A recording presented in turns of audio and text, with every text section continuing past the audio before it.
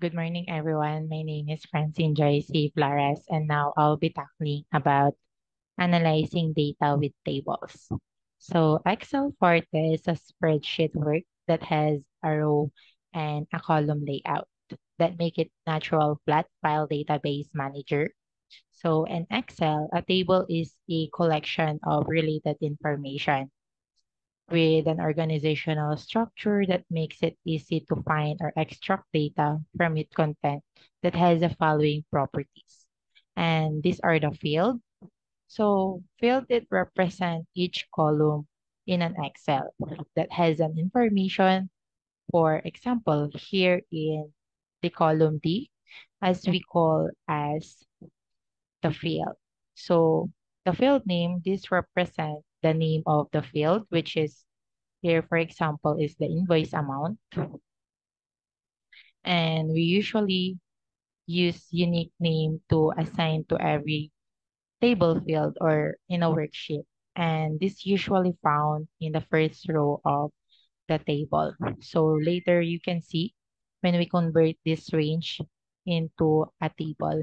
So the next property is the field value, which represent every cell in the field, which for example here is the 2,144.55 is the field value. The next one is the record, which this represent all the values and information that located in each row of the table. And the best example here is the Brimson furniture, which all the information or value in this row is what we call the record. In the account number, invoice amount, due date, and the days of overdue as what we call the record of Brinson furniture. And the last one is the table range, represent the worksheet range that include all the record fields and field names of the table. So now let's demo on how to convert a range to a table. So click any cell within the range that you want to convert to the table. For example, let's click the due date of February 1925. Then you have two choices, either to create a table with a default formatting, just insert or just click Control T,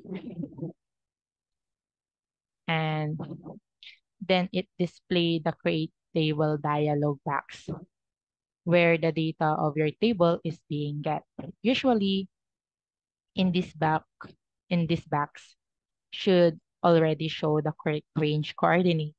But if not, then enter the range coordinates or select the range directly in the worksheet.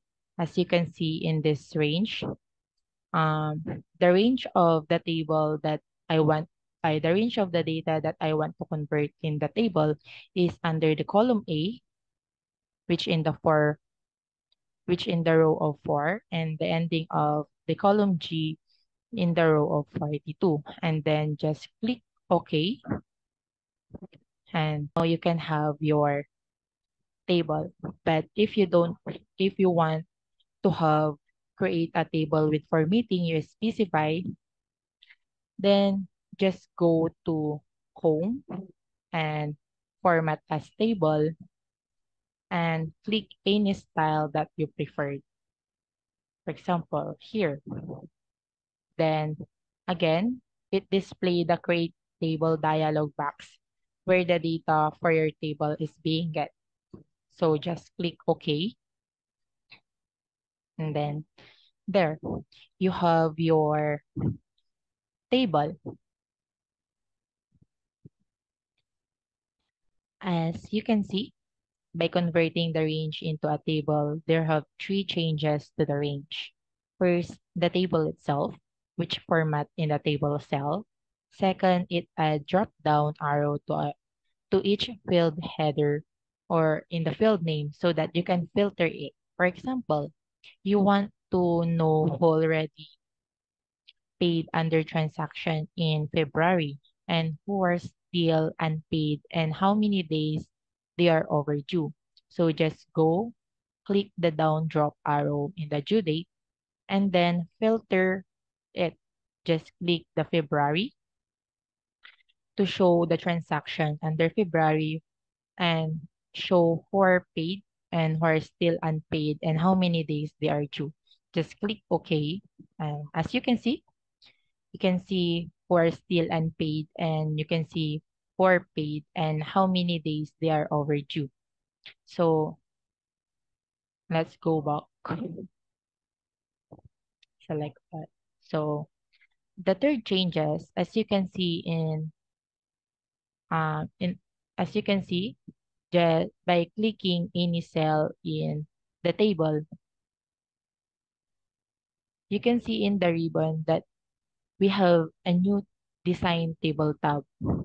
Whenever you select any cell within the table, and if you ever need to change the table back to the range, just select any cell within the table and then choose the table design and then click the convert to range and then click yes to convert it back as a range. As you can see, we don't have that down arrow and now we don't have the new design table tab and then it back into the original state as a range. So Excel doesn't require elaborate planning, but you should follow few guidelines for the best result. And here are some pointers. First is always use the top row of the table for the column level. Like for example here, I use the first row for the current date, which in the column A and in the row 1. And field name must be unique and they must be text or text formulas. And if you need to use number, then format them as a text. And if you have non-list data in the same worksheet, leave at least one blank row or column between the data and the table. So this helps the Excel to identify the table automatically. So, good day everyone. I'm Bianca Bernal and I'll be discussing today about the basic table operations and the sorting a table.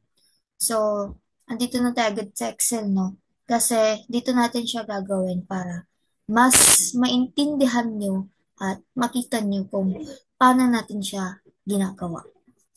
So, una is selecting a record. So, to select a record, you will just, for example, click the record for Brimson Furniture. You want to click the record for Brimson Furniture. So, mag-select lang tayo ng kung ano yung nasa sa row niya. For example, dito sa invoice number ni Brimson Furniture. So, para makita mo yung buong record or kung gusto mo yung select yung buong record ni Brimson Furniture, you will just click the shift and space. Ganon. So, ganun lang. So, selecting a record. And then next is selecting a field. For example, gusto mong makita yung sa invoice number. Ayan. So, once na yung pointer niya is nag-change, like ganyan, pindutin mo lang yan, and then yan. Nakita mo na yung sa buong column ni invoice number. And then, next one is adding a new record or row. So, for example, may panibagong order na naman si Megan Manufacturing. O, ito. Dito sa row na to, gagawa ka sa baba ng panibagong account number, invoice amount, due date, kung anong date siya nagbayad. And then, next one is adding a new field or column. So, dito, kasi, kanina na-delete ko yung sa days overdue. So, if you want to add a new column, maglagay lang tayo dyan. And then, Ayan na yun, yung sa column na yan. Maglagay tayo kunwari dito sa kay door. Dito sa G410, G15. Ayan. Kunwari, ang days overdue niya na is 15 days. Lagay lang natin dyan. Dito naman, sa pangalawa niya is 10. So, ganyan lang on how to add a new column. Di ba lumabas na din? Ganyan lang. And the next one is the displaying table totals. Kung gusto makita yung total days overdue nila. Kunwari maglagay din tayo dito. Kunwari, 20 days. 10, 5. Yan, nag-invento lang tayo ng mga June ay ng mga nag-overdue na. So, paano makita yung total days overdue nila? Ayan, you will just click the equals and then sum, and then pindutin lang natin yung by, ano nila, like dito, kunwari 20, G20, and then add lang natin, and then ito din 10, add din natin, 5, add ulit, 3, add ulit, 4, ito, 4, add ulit, meron pa dito, dali, 15, yan, di na naka-arrange. And then, add ulit, and then, 10. So, and then, enter. So, ayan yung total days overdue nilang lahat. 67. And the next one is the formatting the table. So, nakikita nyo itong parang highlights dito sa Excel ko, di ba? Ang tawag dyan is the formatting table. So, kung gusto mo namang palitan, mag-click ka lang dyan kahit saan dyan, like dito. Yan. Kung gusto mo, kasi gusto mo ng green kasi favorite color mo yan.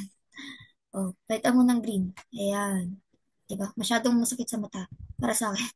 Kunwari, ito, may highlights siya. Diba? Ang ganda. Ganun lang on how to format the table. The next one is the resizing the table. Ayan. Resize mo lang. Ganyan lang. Kung sakto na yun sa'yo, edi okay na. Nandito. Masyadong maluwag ka mo. Ganyan lang. And the next is renaming. Ayan lang. Palitan mo lang siya. Ganun lang. And then, next one is deleting a record. Kunwari ito. Delete natin yung kay Megan Manufacturing. Yung buong record niya.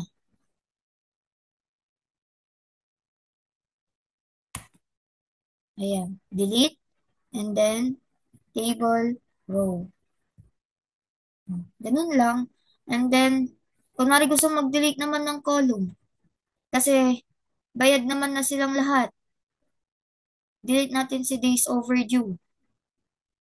Click mo lang yan lahat.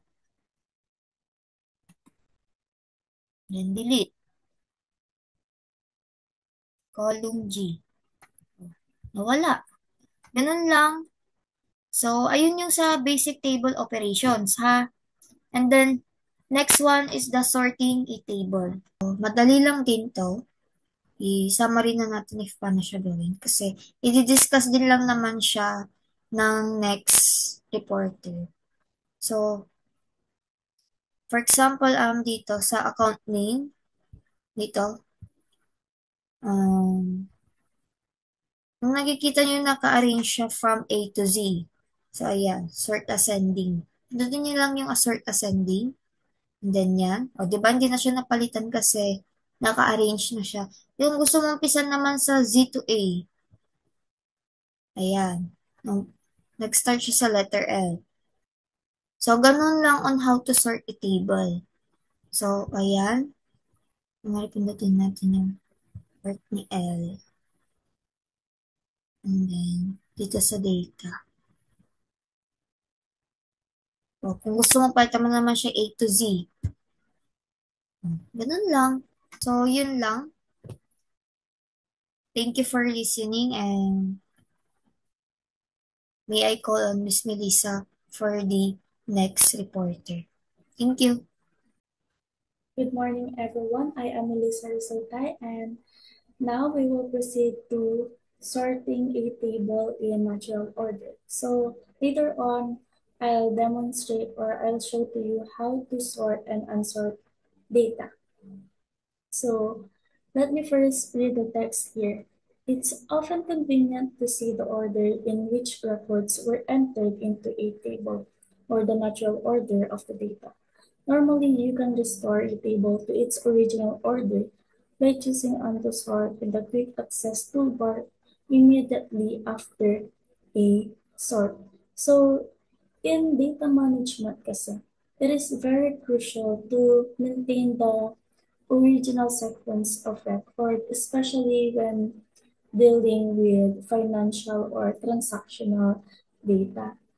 Kasi dito sa Excel, yes, you can undo para you can undo yung mga sinort mo. Pero may limit din kasi ang undo. It is very impossible na maibalik mo siya sa original state na or original order niya. Lalo na kapag madaming sorting na ang ginawa mo. So, pwede ka lang makapag-undo kapag kukunti pa. Pero, kasi ang Excel, hindi siya database na ma-remember lahat ng ginawa mong sorting. So, kapag sinave mo yan, tas babalik ka, hindi mo siya, hindi siya babalik sa kanyang original state or original order. So, mapupunta ka sa kung saan mo siya iniwan, kung paano mo siya iniwan, or kung yung last na ginawa mo. Ganun. So, after several sort operations kasi, sabi nga dito, it is no longer possible to restore the natural order. So, the solution here is to create a new field.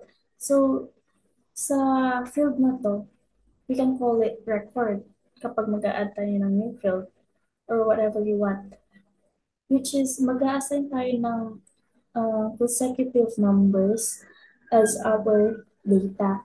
Para kahit ilang beses natin is-sort, tapos gusto natin siyang ibalik sa kanyang original order, we can do it by using the additional field, which is yung mag-i-enter tayo ng consecutive numbers. So, I will now demonstrate it to you for better understanding. So here, meron tayong data here. Then, we'll try to sort muna before tayo mag-unsort. Para lang maipakita ko. First, try natin mag-sort. So, isort natin tong account name A to Z. Then, tong invoice, pwede ulit natin tong i-sort. Pwedeng smallest to largest or largest to smallest. So, let's have smallest to largest. Yan. So, nagbabago din siya, di ba? Kapag nabago yung invoice, nagbabago din yung account name natin. So, kanina ang original natin, ang nasa unahan yung kay Megan Manufacturing. Due date natin, sort din natin siya into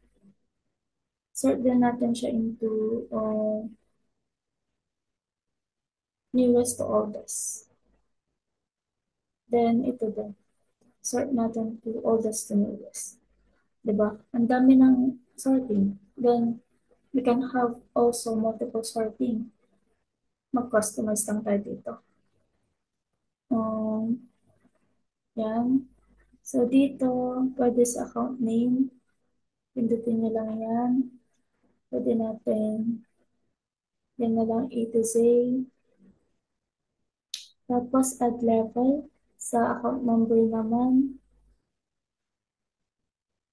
Yan. So, pwede tayong mag-customize na descending order naman.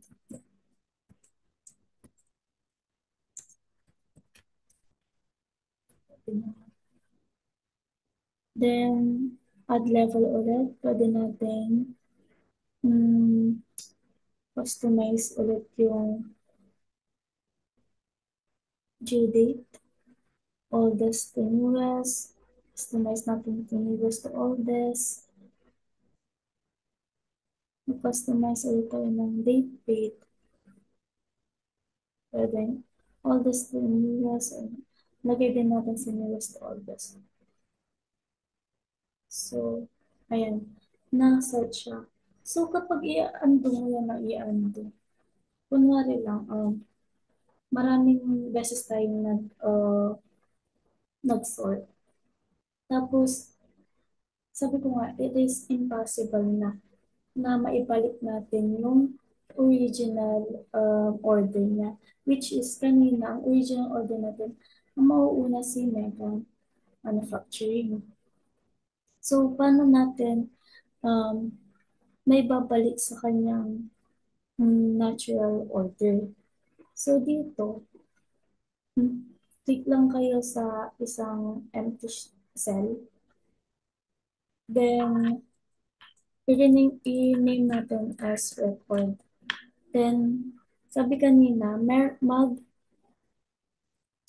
tayo ng consecutive numbers.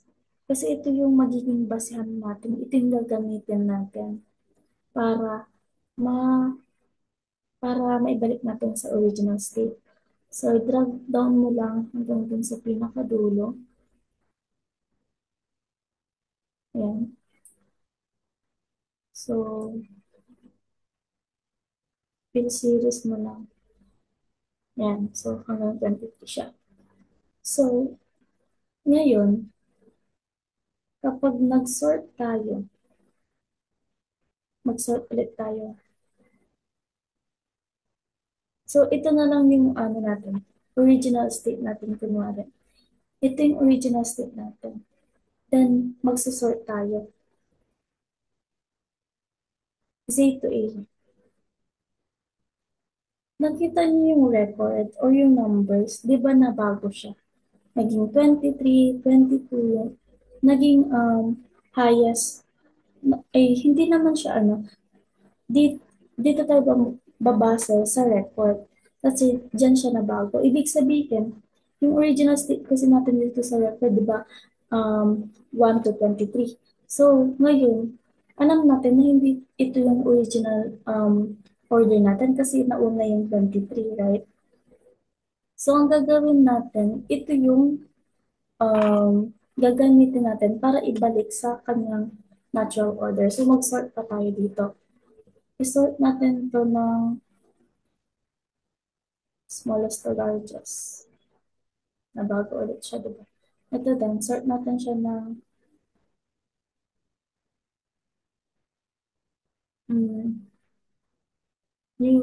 oldest to newest. Or newest to oldest. Yan. So, madaming, nakapag-sort na tayo ng medyo madami. So, iba-iba na yung hindi na natin alam kung ano yung natural order ba. So, ang gagawin natin dito sa record, ito lang yung gagamitin natin. Isa-sort natin to as smallest to largest. Yung original niya, di ba? Smallest to largest, 1 to 23. So, sinort na natin siya. Bumalik siya sa kanyang original state. So, di ba ito yung original state na natin, yung Bronson furniture. So, yun yung function ng record ng field. Parang ito lang yung very technique kung paano natin na ibabalik ng agaran yung ating data sa kanyang original or natural order. So, ngayon naman, sa ating kasi, reference, we have days of review wherein merong formula doon. So, i-interpret ko lang to para sa inyo. So, dito, paano natin nakuha yung 32?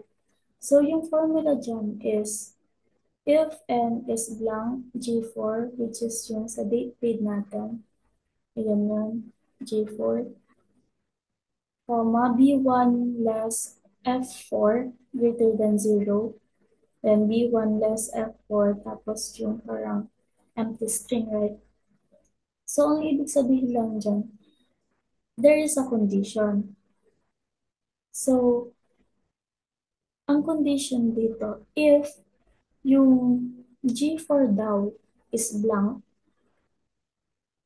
and yung difference ng B1 and F4 is greater than 0, ang lalabas dyan ay yung difference ng B1 at F4. Ngayon, kapag naman ang conditions ay hindi na-meet or if the conditions are false, kunwari ang G4 natin ay hindi siya blank. Kasi sabi niya, kapag blank daw yung G4 natin, magkakaroon tayo ng result na ito yung difference ng B1 and F4. Pero kapag hindi yan blank, ibig sabihin false, ang magkakaroon naman tayo ng space or yung blank, yan, walang empty siya. So, dito, yung conditions dito, di ba, dalawa? So, tignan natin.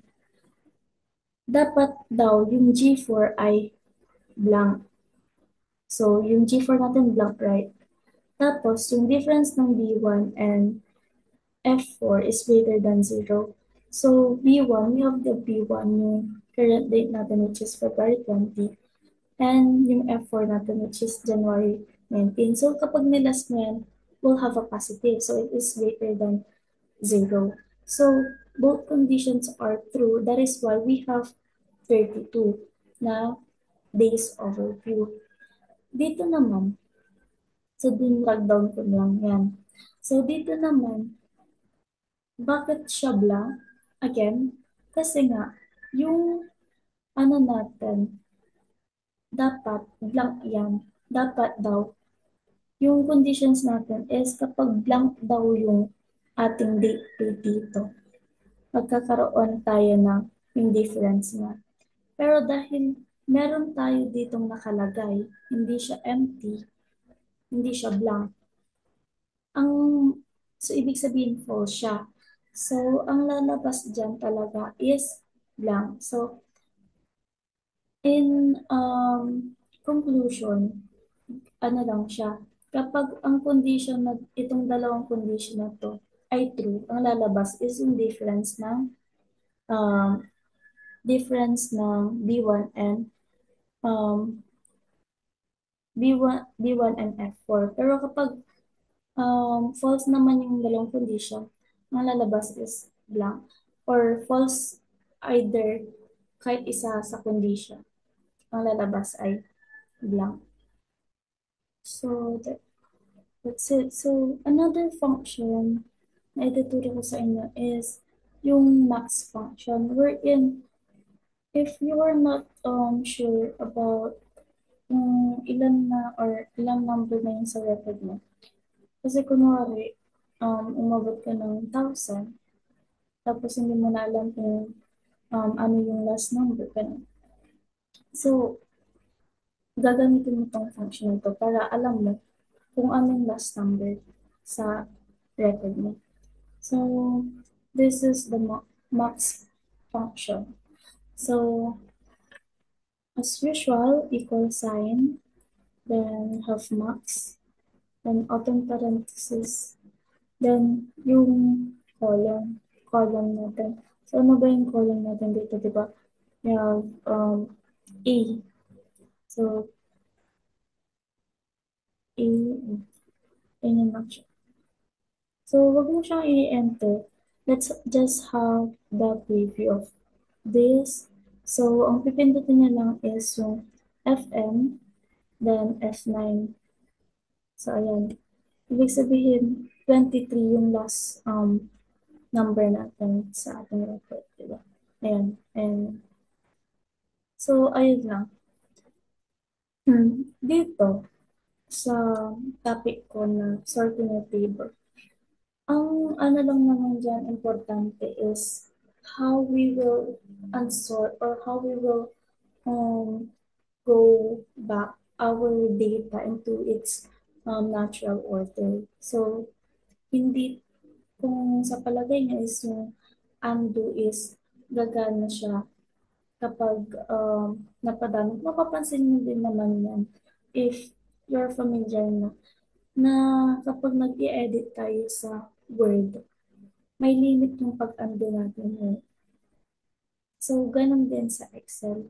So, ang gagawin natin, it is very important to consider na maglagay ng record or yung consecutive number sa yung data para alam mo kung kung tama ba or nasa original order na ba um, yung data mo. So, that's it. Next naman natin is yung sorting a part of a field. So, Excel performs its sorting chores based on the entire contents of each cell in the field.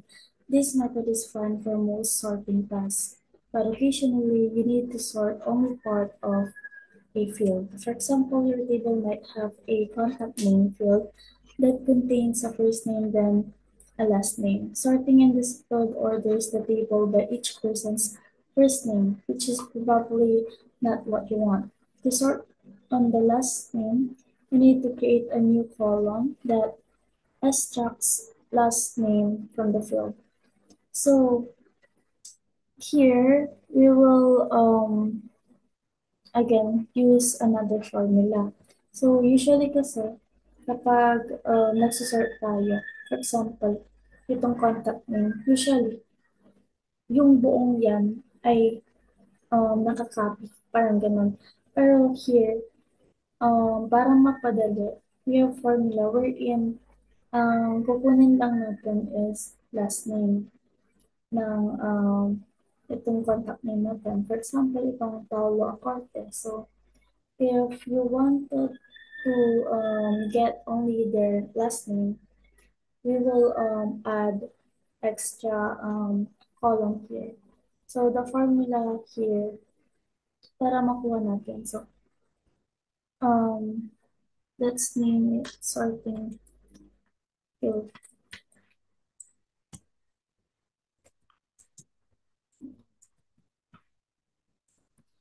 So yan siya. So para makuha natin to, the formula here is, wait, let me post. So yung formula naman dito is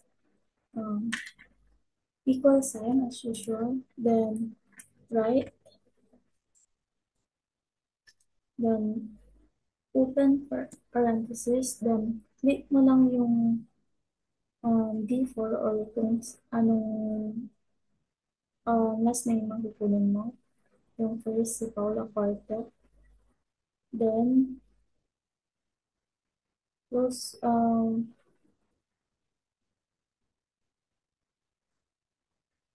Len, then si Paula Corte ulit. Then, mm, minus find. Then, si Paula Corte ulit. Then, so ito yung formula natin. Ay, wait lang. Alam natin. We have the empty string pa pala. Yan. Tapos, default. So, dapat ang makuha lang natin is yung last name niya. So, ayun. Yung accordi lang. So, double click mo lang or drag down mo lang.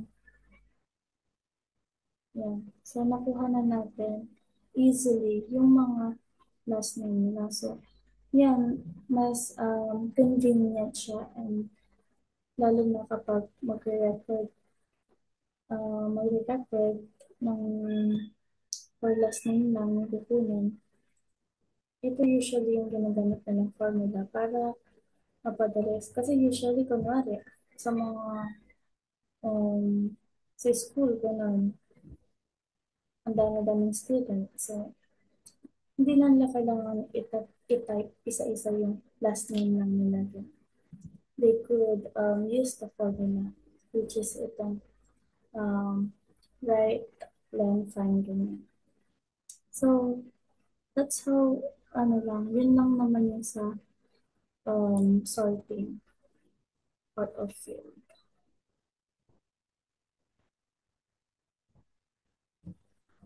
So, last we will discuss the sorting without articles. So here are tables that contain field values starting with articles A and the control of your sorting. To fix these problems, you can borrow the techniques from the preceding section and sort on a new field in which the leading articles have been removed. As before, you want to extract everything after the first space, but you can't just use the same formula because not all the titles have a leading article. Yung leading article, ito yung a, tsaka yung the. So you need to test for a leading article using the following function. So here, um,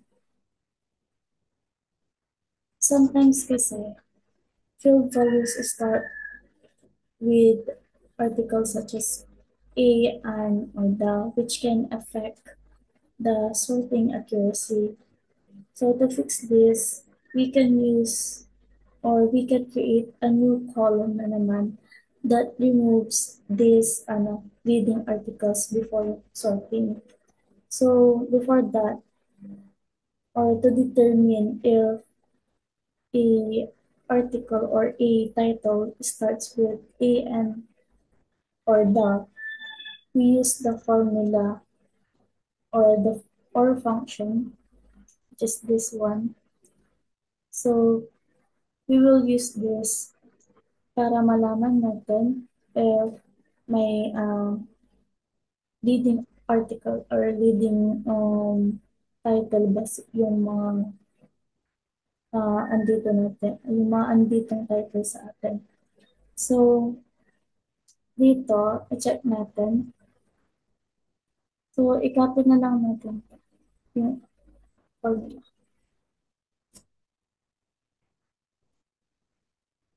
So,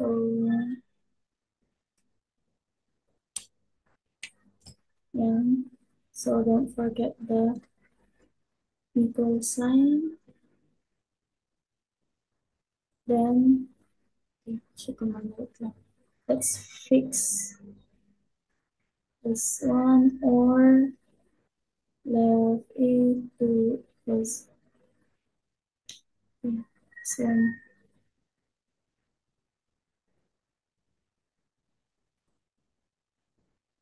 Open natin to.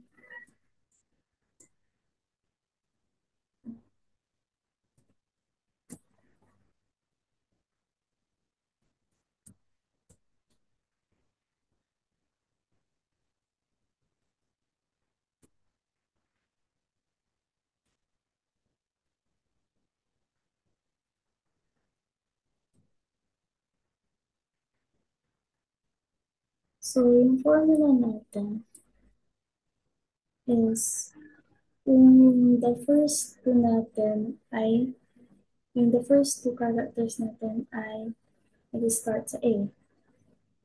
Or if yung first three natin characters is nag-start sa I, and yung first four natin na characters is nag-start sa D. Which is kapag na isa sa kanila ay true, ibig sabihin meron tayong leading article.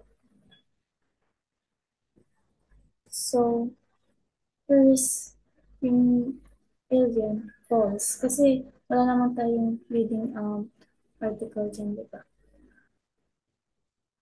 So, i-drag down natin.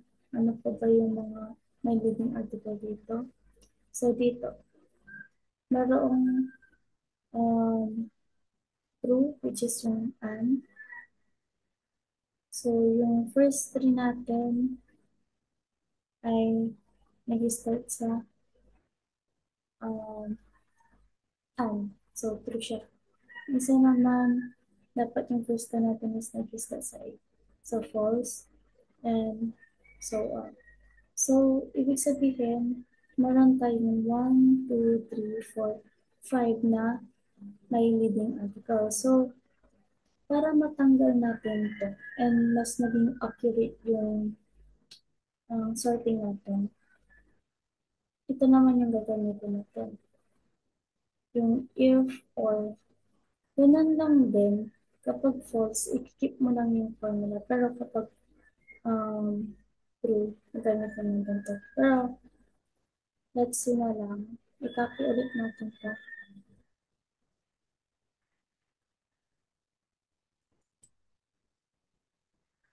So, we have this one.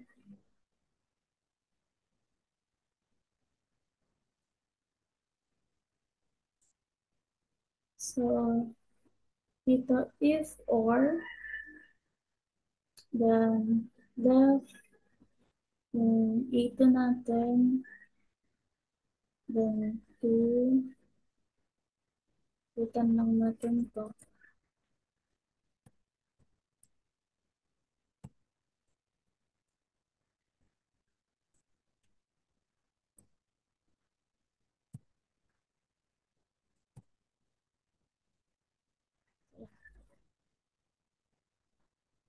Tingnan natin kung okay na. We have this one, then right, A2, then A2, then 5, then utan natin to. Then A2, 1, so ito natin. So, ayan. Wala naman siyang leading article. So, yun nga sabi ko, kapag false siya, magre-retain na yung title niya. Pero let's try to drag down kung yung mga true ba ay matatanggal yung mga leading article nila. So, yan. Ayan. So, natanggal yung mga leading article nila, which is yung the, and, ito na, in, natanggal. So, this helps us na mas maging accurate and maging maayos yung pagsasort natin. Kasi kung puro ganun, may instances na magulo yung pagsasort natin. So, yun lang naman sa ating sorting without articles. So, yung diniscuss ko, the 3 topics or 3 formulas na diniscuss ko, it is very important, diba? Halos lagi tayo nag-add ng column. Kasi, isa din yun sa technique para maging flexible tayo sa, or maging, mag-save tayo ng time kapag mas alam natin kung paano gamitin yung mga formulas. So, that's it. Good morning, everyone. My name is Jomer B. Cabagua, and what I am going to report is part of our topic in Chapter 13. So, my topic is filtering table data. So, one of the biggest problems with your large tables is that it's often hard to find and extract the data you need. Oo nga naman. Ang isa sa pinakamalaking problema ngayon sa large tables mismo sa Excel ay kadalasang mahirap hanapin at i-extract yung data na kailangan mo lang. Although sorting can help in certain possibilities, but in the end, you're still working with the entire table. Oo, nakakatulong yung sorting na yan. Pero, nagtratrabaho ka nga sa entire table mismo. So, pag malawak yung database na yan, hindi basta-basta mahanap yung data. So, what you need is a way to define the data you want to work with, then have Excel display only those records on screen. So, ang kailangan mo is makahanap ng way para ma-define yung data na kailangan mo sa trabaho mo mismo at gusto mong trabahuin. At hayaan mong si Excel ang mag-display nun mismo sa on-screen yung mga records nun na kailangan mong data. So this is called filtering your data, and Excel offers several techniques that gets the job done. So using filter to list to filter a table. So Excel filter features makes filtering out subsets of your data as easy as selecting an option from drop-down lists. In fact, that's literally what happens when you convert a range to a table. Excel automatically turns on the filter feature, which is why you see drop-down arrows in the cells containing the table columns labels. You can toggle filter off and on by choosing data filter. Clicking one of these arrows display a table of all the unique entries in the column. Figure 13.7 shows the drop-down table for the account name field in an accounts receivable database. So, ito yung figure na yan. 13.7 na figure. Yan yung mismo, yung sa filter. So, pipindutin natin yung filter dito sa Excel. So, nakikita nyo naman na dito is, andito yung account name, account number, invoice amount, due date, date paid, at days overdue. So, sa account name natin, meron lang tayong dalawang account, where is si Gray Bookstore at si Anna Bottle Products. So, yung account number is the same yan sa account, the same yan mismo na pare-parehas sa Gray Bookstore at the same din yung kay Anna Bottle Products. Sa invoice number, magkakaiba yan guys, magkakaiba. Pati sa invoice amount. It doesn't mean na parehas yung account name is pare-parehas na yung invoice amount. Magkakaiba yan, depende yan guys. Sa due date niya din, magkakaiba din yan. Depende yan sa kung kailan nag-purchase mismo or kailan yan mismo yung deadline niyan ng na-purchase mo na product. Sa kung kailan ka nagbayad or kung hindi ka pa nagbayad, dito yan sa date paid. Tapos yung days overdue, kung ilan na yung na-overdue mo dun mismo. So, yan yun. Ngayon, pipindutin natin tong data dito at pipindutin natin tong filter. So, nakita nyo, ito yung arrows na binabanggit dun mismo. Yan yun, may arrows sa account name, account number, invoice amount, due date, date paid, at days overdue. Ito yung sinasabi dito kanina na may mga lumabas na arrow. So, titignan natin ngayon yung sa arrow. Yan. Pag pipindutin mo si arrow, meron siyang sort A to Z, sort Z to A, sort by colors, at clear filter from account name, filter by color, may text filters din siya, wherein may equals, does not equal, begins with, ends with, contains, does not contain, at custom filter. Yan yung mismo na yun, yung arrows na yan. Pwede mong i-on-off yan actually. Off, on. Yan yun. Pipindutin mo lang yan pag i-off mo, tapos i-on mo.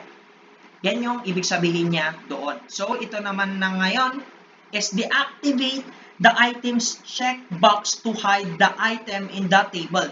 So, click to deactivate the select all item which deactivates all the checkboxes in the click to activate the checkbox for each item you want to see in the table. So, paano ito gagawin guys? So, napakadali lang nito. Pipindutin mo lang to para ma-deactivate mo ito. Aalisin mo lang yung isa dito, tapos pipindutin mo yung Anna Bottle Products. Then, lalabas lang yung Anna Bottle Products kasi yun lang yung inactivate mong item at dine-activate mo yung item na isa, which is yung Gray Bookstore. Ngayon, pag si Gray Bookstore naman yung pipindutin mo na i-activate mo, ganyan lang, deactivate mo si Anna Bottle Products at lalabas na si Gray Bookstore mismo. Yan yung nandito mismo sa figure 13.8. 13.8 yan guys. 13.8.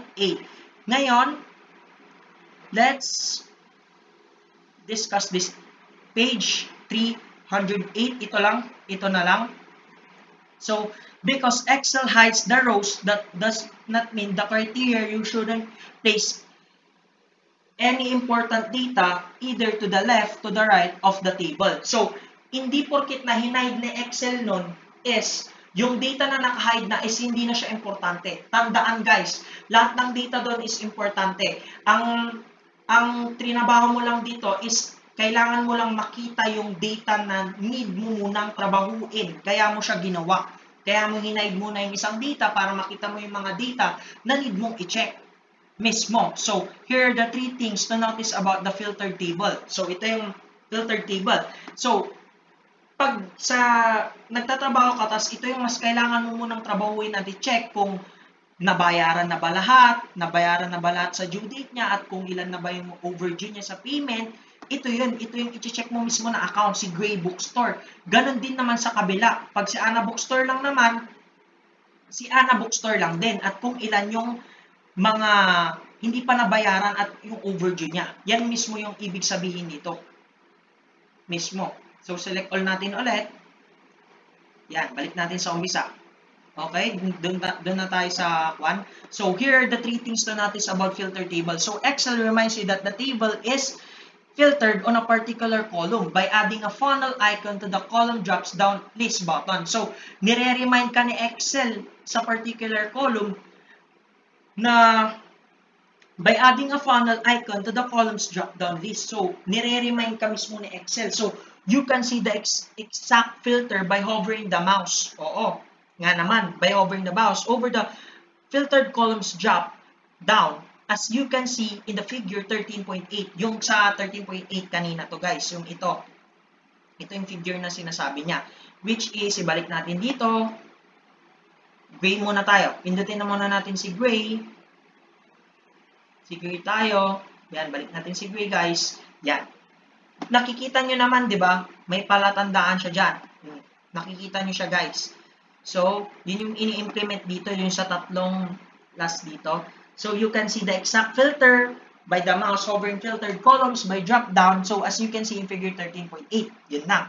So, Excel also display a message in the status bar telling you the number records to filtered again in 13.8. So, pinapakita rin ni Excel mismo yung na-filtered mo again mismo dito. Pinapakita niya din siya guys. Pinapakita niya, which is yan, Gray Bookstore. Pinapakita niya. So, yun lamang guys.